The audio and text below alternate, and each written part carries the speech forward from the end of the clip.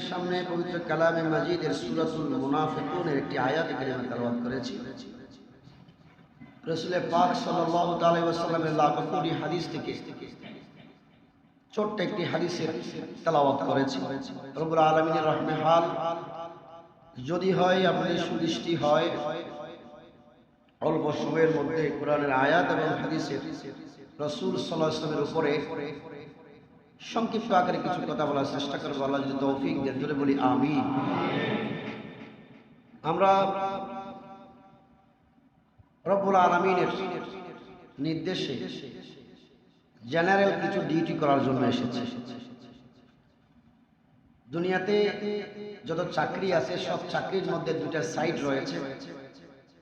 একটা সাইড হলো জেনারেল, সাধারণ কাজ, আর একটা কাজ হলো বর্ধিত কাজ, অতিরিক্ত কাজ, যাকে আমরা আমাদের আঞ্চলিক ভাষায় ওভার টাইম বলি। জেনারেল কাজ একটা চাকরির সাথে চুক্তিবদ্ধ, যে 8টা থেকে ডিউটি শুরু হবে, 4টা পর্যন্ত ডিউটি করতে হবে। এটা একটা চুক্তিবদ্ধ ডিউটি।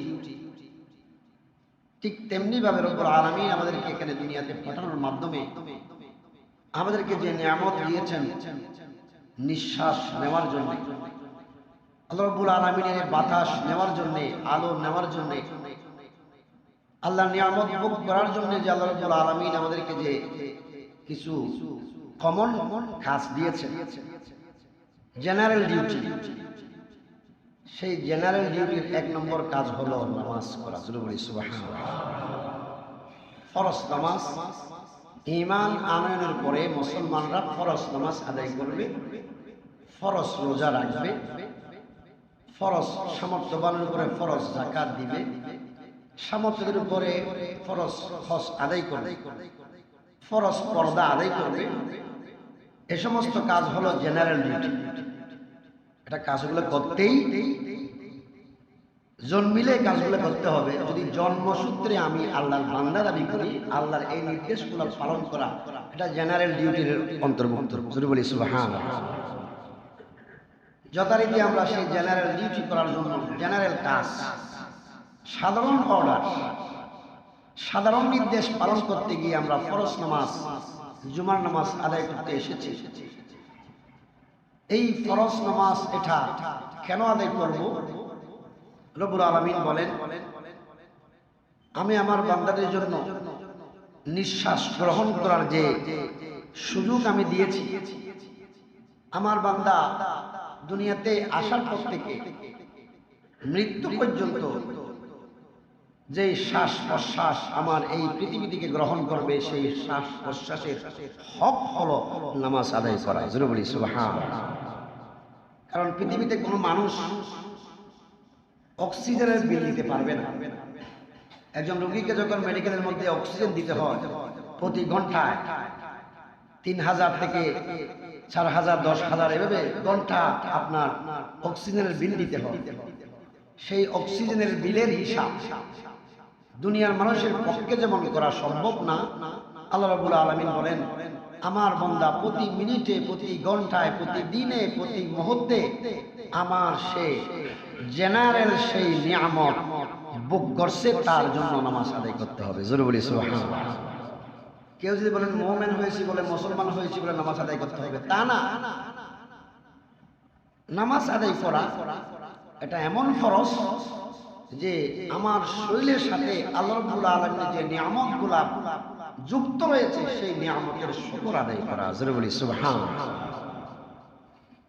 এবার এই জেনারেল ডিউটিগুলো করে করে দুনিয়াতে যেমন ফায়দা, বেতন তুলে আল্লাহ রাব্বুল আলামিন বলেন, এটা আমার পক্ষ থেকে আমার বান্দারা আমার ডিউটি পালন করার মাধ্যমে তাদের উপরে আমার হক আদায় করে। জোরে বলি সুবহানাল্লাহ। এই জেনারেল কাজের পর যে আমার বান্দা নফল নামাজ পড়বে, নফল রোজা রাখবে, নফল সদকা দিবে, ভালো কাজ করবে, ভালো কাজে আদেশ দিবে, ভালো কাজে মানুষকে উৎসাহিত করবে, খারাপ কাজে মানুষকে নিরুৎসাহিত করবে, এই সমস্ত নফল কাজগুলা করার মাধ্যমে দুনিয়াতে যেমন চাকরির স্থলে যারা চাকরি বাকরি করেন তাদের যেমন বেনিফিটের প্রয়োজন, ওটির প্রয়োজন, ওভারটাইমের প্রয়োজন, ঠিক তেমনি ভাবে জেনারেল ডিউটি দিয়ে কাজ হয় না, ওভারটাইমেরও প্রয়োজন হয়। জোরে বলি সুবহানাল্লাহ। আল্লাহ বলেন আমি দুনিয়াতে আমার বান্দার যেমন জেনারেল ডিউটি রেখেছি, পাশাপাশি আমি ওটির ব্যবস্থাও করেছি। জোরে বলি সুবহানাল্লাহ। ওটি হলো, ওভারটাইম হলো, সুবহানাল্লাহ, আলহামদুলিল্লাহ, আল্লাহু আকবার, জোরে বলি সুবহানাল্লাহ। এগুলো হলো অতিরিক্ত আমল, যে আমল দিয়ে গাউসে পাক আব্দুল কাদের জিলানী হয়েছেন। জোরে বলি সুবহানাল্লাহ। যে সুবহানাল্লাহ আলহামদুলিল্লাহ অতিরিক্ত আমল দিয়ে, উক্তি দিয়ে আল্লাহর সমস্ত মাকবুল মাহবুব বান্দারা আল্লাহর কাছে প্রিয় হয়েছেন ফরজ নামাজ দিয়ে নয়। জোরে বলি সুবহানাল্লাহ।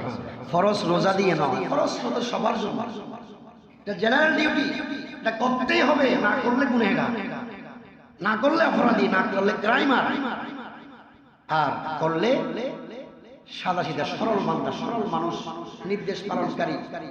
আর অতিরিক্ত আমল যেগুলা বান্দার জন্য অবিসম্ভাবী, সেই অতিরিক্ত আমল আল্লাহর এমন কিছু মাহবুব বান্দারা করেছেন যারা আল্লাহর কাছে প্রিয় হয়েছেন, কিয়ামত পর্যন্ত আমাদের কাছে তারা অনুসরণীয় এবং অনুকরণীয় হয়েছেন। জোরে বলি সুবহানাল্লাহ। রব্বুল আলামিন আমাদেরকে ফরজ ইবাদতের পাশাপাশি, ফরজ রোজার পাশাপাশি, ফরজ পর্দার পাশাপাশি নফল কিছু আমল, নফল কিছু নামাজ, নফল কিছু রোজা, নফল কিছু সদকা, নফল কিছু পর্দা করার জন্য তৌফিক দান করে। সবাই বলি আমিন। সবাই বুঝি নামাজ ফরজ, রোজা ফরজ, হজ ফরজ, যাকাত ওয়াজিব, এগুলো আমরা সবাই বুঝি, কিন্তু ফরদা যে ফরজ এটা অনেকে আমরা বুঝি। ফরদা করা ফরজ।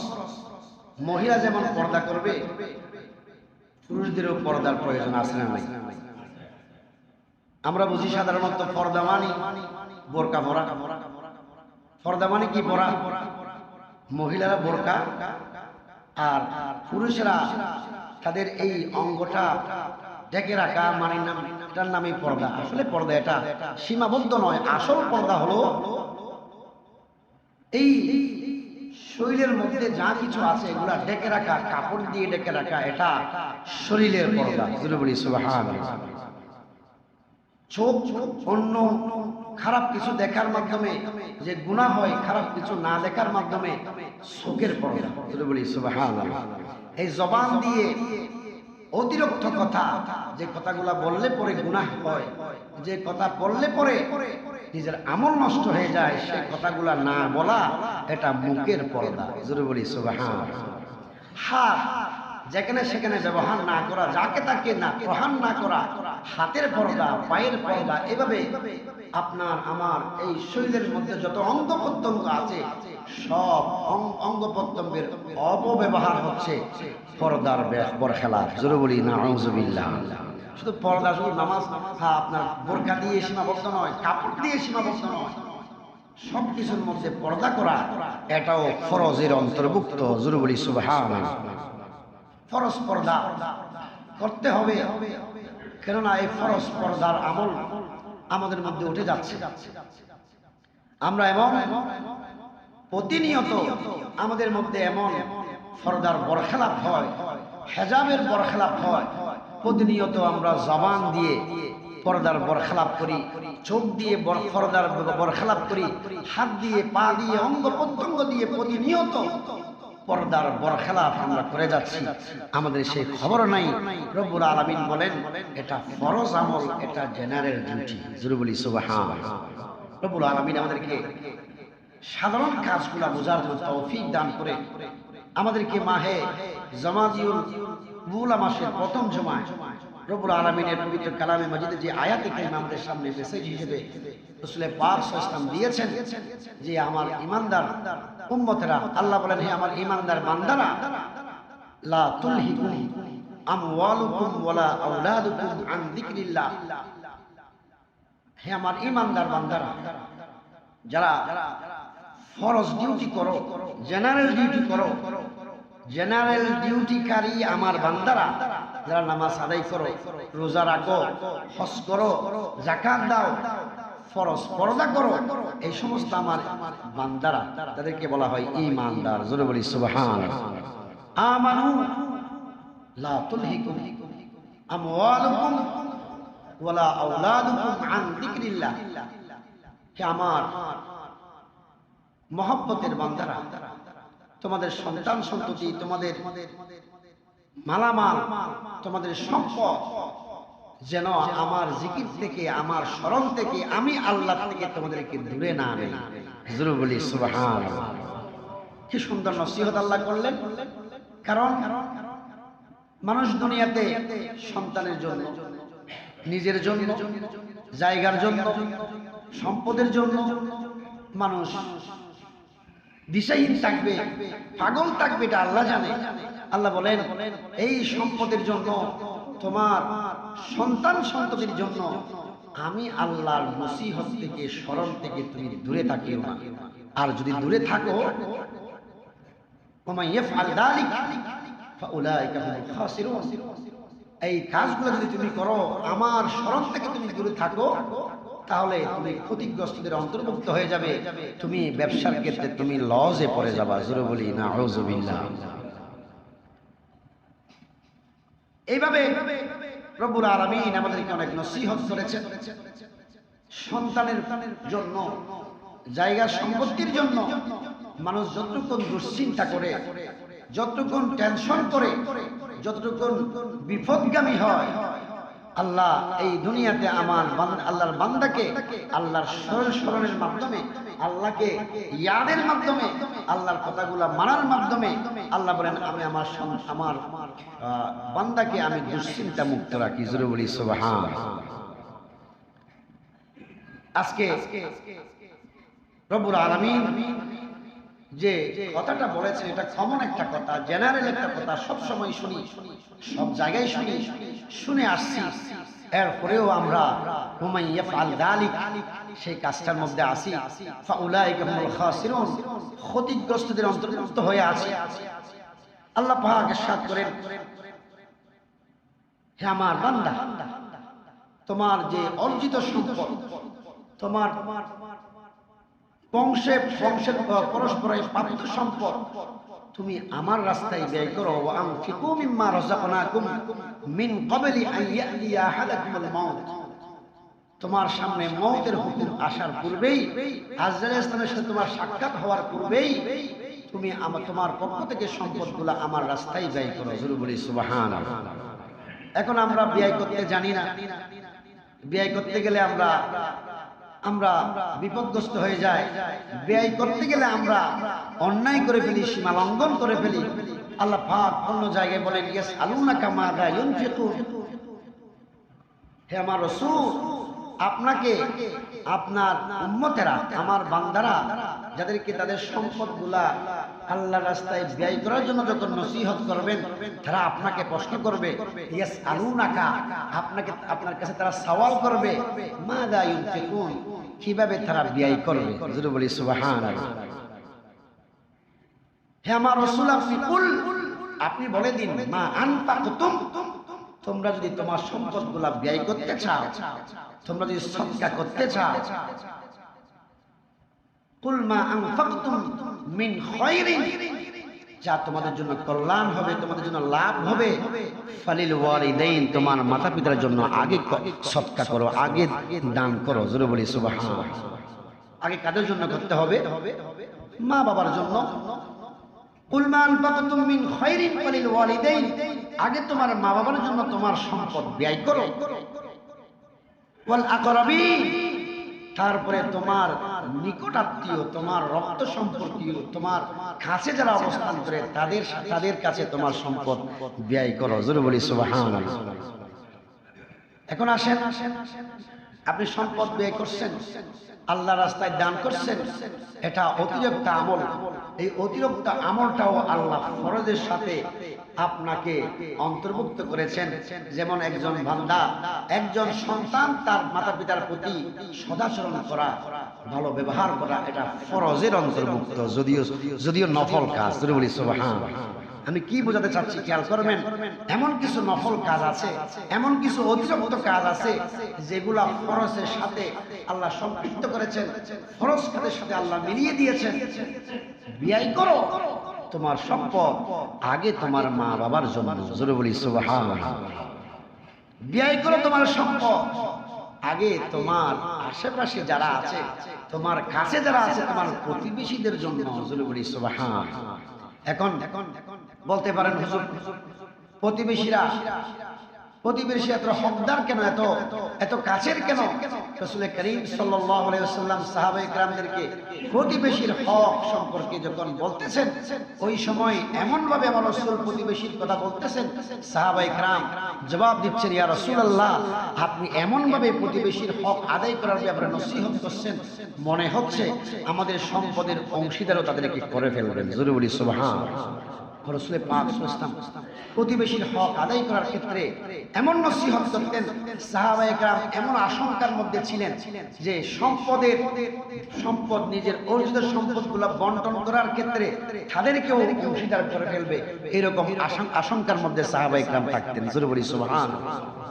আজকে আমরা প্রতিবেশীর হক আদায় করি না, প্রতিবেশীর সাথে সুসম্পর্ক রাখি না, প্রতিবেশীর সাথে এমন হিংসা, এমন বিদ্বেষ রাখি যে সে যেন আমার শত্রু, তাকে দেখলে আমি থাকতে পারি না, তার চেহারা দেখলে আমার গায়ে শরীরে আগুন জ্বলে।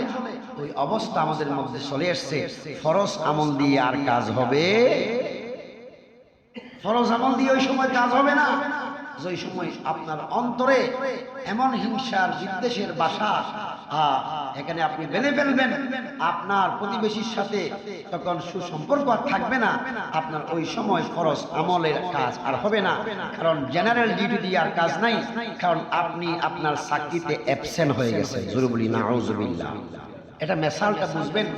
একজন চাকরিজীবী, এখন তো তথ্য প্রযুক্তির দেশ, তথ্য প্রযুক্তির স্মার্ট বাংলাদেশ, আমরা দেখতেছি চাকরির স্থলে ফিঙ্গার দিয়ে ঢুকতে হয়।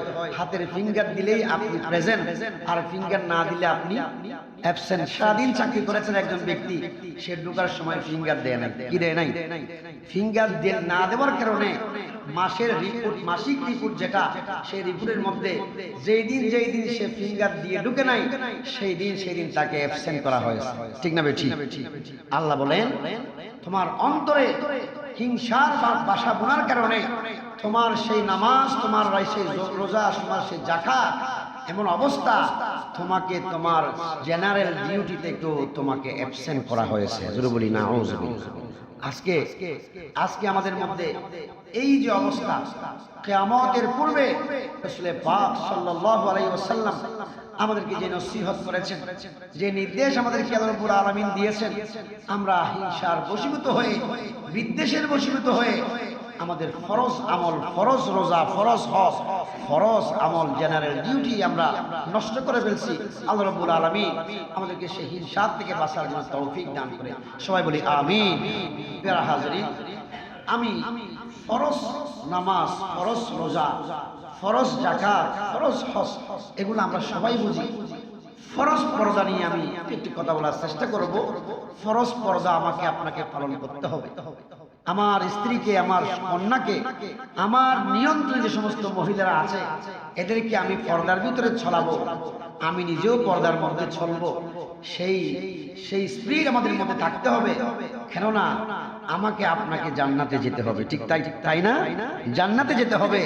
জান্নাতে যাওয়ার জন্য ফরজ পর্দা এমন ভাবে করতে হবে, কিয়ামত দিবসে আম্বিয়া কিরাম, আউলিয়া কিরাম, সমস্ত আল্লাহর বান্দাদেরকে যখন কিয়ামত দিবসে আল্লাহ উঠাবেন, ওই সময় আল্লাহ কিছু স্পেশাল আল্লাহর দুনিয়াতে বান্দিনীর শান সেখানে দেখাবেন। জোরে বলি সুবহানাল্লাহ।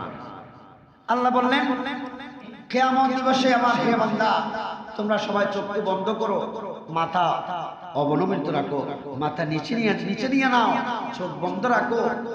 আল্লাহ রাব্বুল আলামিনের হুকুমে আদম থেকে ঈসা নবী, সমস্ত আউলিয়া কিরাম, সমস্ত আম্বিয়া কিরাম, সমস্ত মুমিনিন, জান্নাতি এবং জাহান্নামী যত মানুষ থেকে কিয়ামত দিবসে থাকবে, সবাইকে আল্লাহ চক্ষু বন্ধ করাবেন কিছুক্ষণের জন্য। জোরে বলি সুবহানাল্লাহ। চক্ষু বন্ধ করবে, আল্লাহর হুকুমে চোখ বন্ধ হয়ে যাবে। আল্লাহ বলবেন আবার চোখ খুলো। কিয়ামত দিবসে সমস্ত অবস্থানকারী আল্লাহর বান্দারা আল্লাহর কাছে জিজ্ঞেস করবে, আল্লাহ কেন এটা করালা? জোরে বলি সুবহানাল্লাহ। আল্লাহ রাব্বুল আলামিন বলেন যে তোমাদের সামনে দিয়ে আল্লাহ আমার মাহবুব নবীর কন্যা, জান্নাতের সরদারি, জান্নাতের মহিলাদের সরদারি মা ফাতেমাতুজ জাহরা রাদিয়াল্লাহু তাআলা আনহা তার দলবল নিয়ে আল্লাহর সে ফুলসিরাত পার হয়ে জান্নাতে যাবেন। জোরে বলি সুবহানাল্লাহ। তার জন্য এত মর্যাদা, এত শান। আল্লাহ বলেন আমার মাহবুব নবীর কন্যা মা ফাতেমাতুজ জাহরা রাদিয়াল্লাহু তাআলা আনহা, তার মধ্যে দুইটা বড় গুণ ছিল। একটা গুণ হলো সে পর্দা করেছে, আর একটা তার স্বামীর খেদমত করেছে। জোরে বলি সুবহানাল্লাহ। মুহাদ্দিসিনে কেরাম সে হাদিস থেকে ব্যাখ্যা করেছেন যে সমস্ত আমার মা বোনেরা স্বামীর নির্দেশ মানবে, স্বামীর কথা মতো চলবে, স্বামীকে সন্তুষ্ট রাখবে আর পর্দার মধ্যে চলবে, তাকে আল্লাহ মা ফাতেমার সাথে দল বলে জান্নাতে ফুলসিরাত পার করাবেন, কিয়ামতের ময়দানে সমস্ত মানুষকে চোখ বন্ধ রেখে। জোরে বলি সুবহানাল্লাহ। আজকে আমাদের মা বোন কোথায়? আমার পরিবার কোথায়? পর্দা কতটুকুন মানে, স্বামীকে কতটুকুন শ্রদ্ধা করে, স্বামীর কথা কতটুকুন মানে, সে কথা আমাকে আপনাকে চিন্তা করতে হবে। আমাকে আমার স্ত্রী মানতেছে না কেন? আমার কন্যা আমাকে মানতেছে না কেন? আমার কথা শুনতেছে না কেন? আমি নিজে এটা আমার চিন্তা করা দরকার। জোরে বলুন ঠিক না বেঠিক? আমার সন্তান আমাকে মানে না, আমার কন্যা আমাকে মানে না, কেন মানে না? আমার মধ্যে দুর্বলতা আছে, আমার মধ্যে যথেষ্ট দুর্বলতা আছে। আজকে নিজের ক্ষেত্রে আমি নিজেই দুর্বল, নিজের ক্ষেত্রে নিজেই ব্যর্থ। রব্বুল আলামিন আল্লাহর মাহবুব নবীর মাধ্যমে আমার মা বোনদেরকে পর্দা করার যে নসিহত করেছেন, শুধু এই পর্দাটা বোরকা দিয়ে নয়, পর্দার মধ্যে পর্দার যত পার্টস আছে, পর্দার যত অংশ আছে, সব অংশের মধ্যে আল্লাহ রাব্বুল আলামিন আমাদেরকে পর্দা করার নসিহত করেছেন। আল্লাহ যেন আমাদেরকে আমাদের মা বোনদের পর্দার মধ্যে রাখার তৌফিক দান করে। সবাই বলি আমিন। এবার আসেন পুরুষের পর্দা। আজকে পুরুষরা, আমার ইয়াং জেনারেশন যারা রয়েছেন, আমার ভাইয়েরা, তাদের উদ্দেশ্যে বলবো, আপনি যে পোশাক পরেন এটা শরীরের পর্দা। এই শরীরের মধ্যে আপনার উপরে আল্লাহ যে নির্দেশ রয়েছে, আল্লাহ মাহবুব নবী যে নির্দেশ রয়েছে, সেই নির্দেশ অনুপাতে আপনার শরীরের কাপড়টা আছে কিনা আপনার যাচাই করা লাগবে। জোরে বলুন ঠিক না ঠিক? আপনি নামাজ পড়তে এসেছেন, একটা আমি গত জুমায় বলেছিলাম, প্রায় সময় দেখা যায় একজন যুবক, তার শরীরটা আকর্ষণীয় শরীর, ঠিক না ঠিক? যুবতী, একজন যুবতী মহিলার প্রতি যেমন একজন যুবতীর আকর্ষণ, সেম একজন যুবতীর আকর্ষণ একজন যুবকের প্রতি, ঠিক না ঠিক? তো এখন আপনি আপনার শরীরের অঙ্গ প্রত্যঙ্গ গুলা এমন ভাবে প্রদর্শন করেন যেন আপনাকে দেখলেই আর একটা যুবতীর আকর্ষণ লাগে। সেই পর্দা আপনার মধ্যে করা দরকার। শুধু আমি মহিলাদেরকে আপনি পর্দা করতে বলবেন, পুরুষরা পর্দার বাইরে থাকবে। আপনার মধ্যে সেই নসিহত, রাসূলের পাক সাল্লাল্লাহু আলাইহি ওয়াসাল্লামের সেই নসিহত আপনার মধ্যে থাকতে হবে। রব্বুল আলামিন আমাদেরকে পুরুষ হিসেবে যে যতটুকুন পর্দা আমার করা দরকার, ততটুকুন পর্দা করার জন্য তৌফিক দান করে। সবাই বলি আমিন। নামাজ পড়তে আসলাম, আমি গত জুমায় বলেছি, নামাজ পড়তে আসলাম, আসার সময় আমার ঘরের মধ্যে যত সুন্দর সুন্দর কাপড় আছে এগুলা পরে মসজিদে আসবো, ঠিক না বেঠিক? এখন উল্টা, ঘরে আসছি, দূর থেকে আসার পরে বেড়াইতে গেছি কোথাও, এখান থেকে আসার পরে সুন্দর কাপড়টা খুলে সিরা কাপড়টা মসজিদে পরে আসি, ঠিক না ঠিক? তাই না? সিরাটা পুরানটা সবসময় মসজিদে পরে আসি। রব্বুল আলামিনের মাহবুব বান্দারা ফরজ আমলের পাশাপাশি নফল আমল করেছেন। এটাও একটা নফল আমল, এটাও একটা অতিরিক্ত কাজ, যে আল্লাহর কাছে নিজের সৌন্দর্য প্রদর্শন করা। জোরে বলি সুবহানাল্লাহ। একজন আল্লাহর বান্দার কথা শুনেছি, তিনি 5 ওয়াক্তে 5 বার কাপড় পাল্টাতেন। জোরে বলি সুবহানাল্লাহ।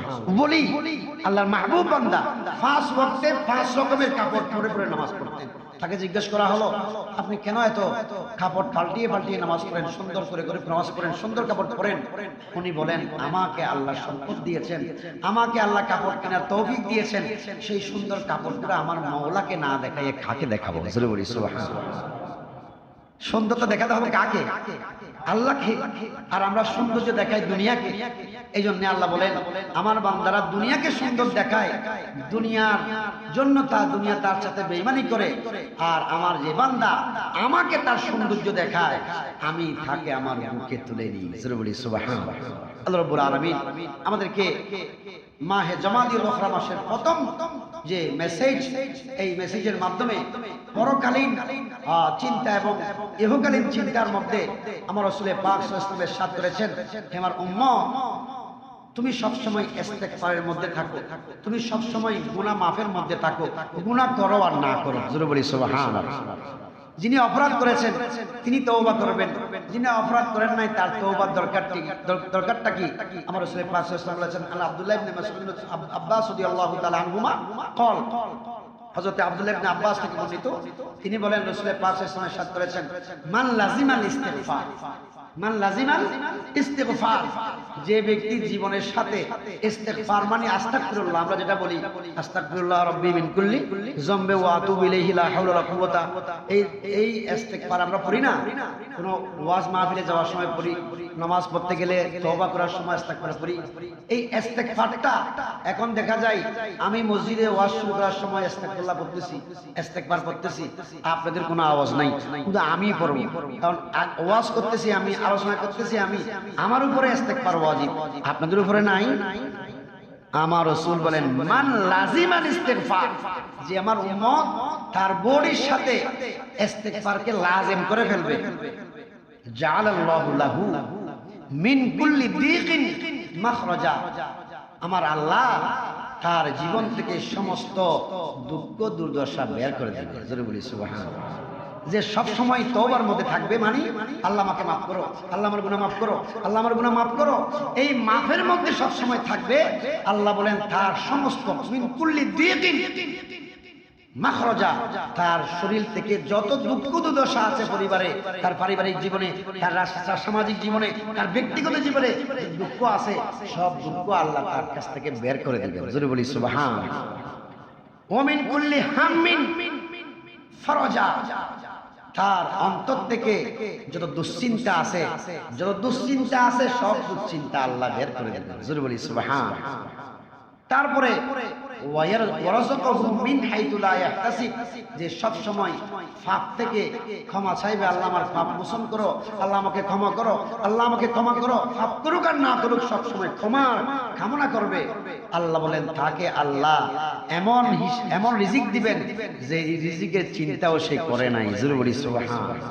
এমন সম্মানজনক রিজিক তার জন্য আল্লাহ ব্যবস্থা করবেন যে যেটা আশাও করে নাই। ওমিন হাইতু লা ইয়াহতাসিব, বেলা হিসাব, বেলা আশা রিজিক তার জন্য আল্লাহ দান করবেন রব্বুল আলামিন। রাসূল পাক সাল্লাল্লাহু আলাইহি ওয়াসাল্লামের হাদিস উপরে আমল করার জন্য তৌফিক দান করে সবাই বলি আমিন। সব সময় তওবা করব, এটা যুবকের 1 নম্বর কাজ। আল্লাহ যেন আমাদেরকে যুবকের গুণে গুণান্বিত হয়ে তওবার মধ্যে থাকার জন্য তৌফিক দান করে সবাই বলি আমিন। ওয়া আখিরু দাওয়ানা আলহামদুলিল্লাহি রাব্বিল আলামিন। আসসালামু আলাইকুম ওয়া রাহমাতুল্লাহি ওয়া বারাকাতুহু।